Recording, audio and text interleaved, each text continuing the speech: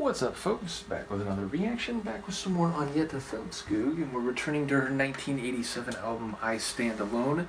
Thank you once again to Scott for this CD, and the Eyes of a Woman CD as well. But the next track in the playlist is Love in a World Gone Mad.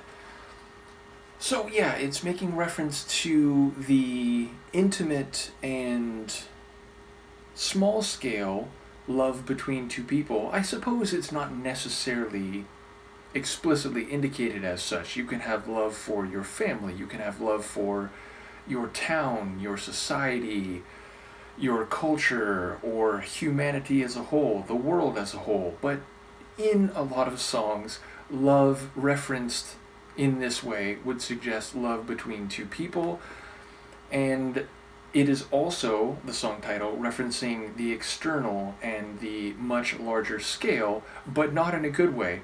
So yeah, it feels like maybe this could be no matter what is happening out there, no matter how crazy things get, at least there's this, or at least we have this bubble, this cocoon, or each other to hold on to when things are going mad. So yeah, it feels like it could be more, let's say, dire or even apocalyptic, but it could also be like, this is our refuge, this is our sanctuary, no matter what else is happening out there. So let's see what it is in practice. This is Agnetha. The tune is Love in a World Gone Mad, and it's from her 1987 album, I Stand Alone.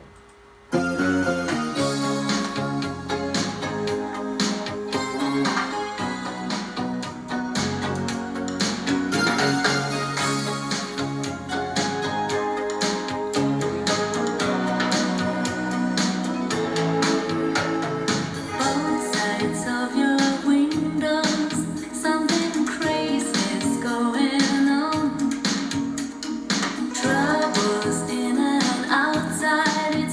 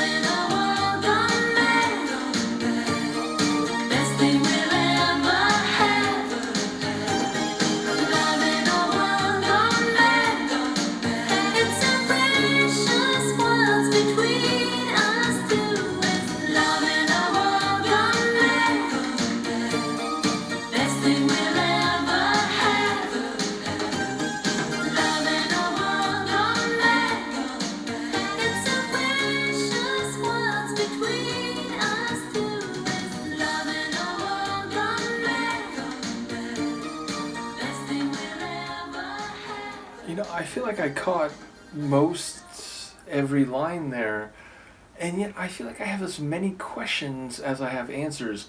So, okay, like, number one, it's not entirely clear to me this is romantic love. I mean, she keeps calling him my friend.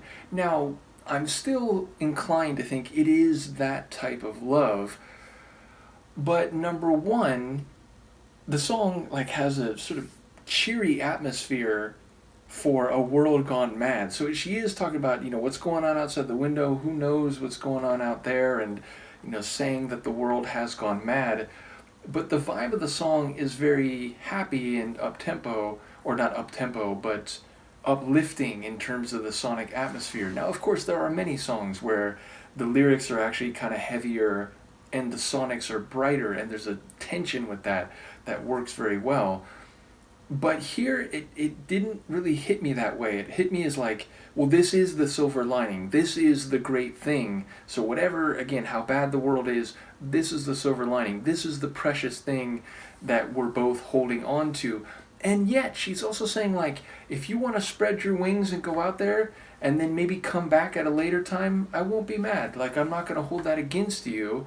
So then it's like, okay, it is a romantic relationship, but she also doesn't want him to feel that he's stuck here, he has to stay here, that there's an obligation. And she's saying, look, I trust our love, so if you want to go out and do what you're going to do and then come back, I'm not going to hold it against you.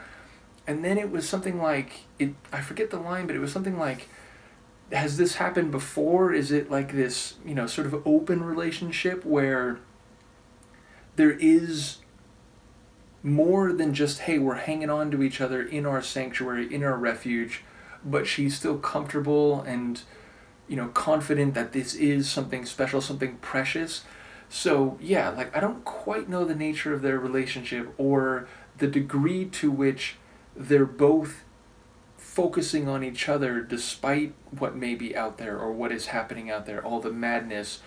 And yeah, like, in terms of the sonic atmosphere, it definitely had like a, 80s synth pop feel, but it also had a bit of a, like, Caribbean island feel to it. I don't know if it was quite enough to say reggae. It didn't have quite like a reggae rhythm, but it was in that direction. Again, like Caribbean island or tropical is sort of the labels that I'm going to throw at it to try to see if any of those work. But yeah, definitely the chorus. I mean, it was one of those choruses where it has like kind of one melodic line that it keeps hitting, which isn't necessarily a bad thing, but it didn't feel like melodically all that complex or complicated. It felt like it was, just kind of in a happy, bubbly place. And maybe that's, again, the idea that when the love is there, it's just this beautiful simplicity. So, yeah, I do wonder about the lyrics here. I do wonder, if I'm missing like a key detail, or if it is essentially what I'm thinking, but it's also like an ongoing story where, it remains to be seen what this other person is going to do. Because, again, we are only getting the perspective of the narrator. Either way, I think Agnetha sounds great vocally. It's not the most standout, oh my god, vocal performance, but everything she's doing here, sounds sonorous and tasty. So, yeah, a fun little tune. Do let me know what you think. Once again, shout out to Scott, and I will see you next time. Peace.